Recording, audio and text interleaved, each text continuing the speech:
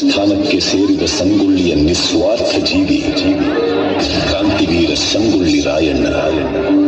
ತಾಯಿಗಿಂತಲೂ ತಾಯಿನಾಡೆ ದೊಡ್ಡದೆಂದು ಸಾರಿ ವೀರ ಪರಾಕ್ರಮಗಳಿಂದ ಬ್ರಿಟಿಷರ ವಿರುದ್ಧ ಹೋರಾಡಿ ಕಿತ್ತೂರಿಗೆ ಮೊದಲ ಜಯ ತಂದುಕೊಟ್ಟ ಕಿತ್ತೂರ ಚೆನ್ನಮ್ಮಳ ಬಲಗೈ ಬಂಟ.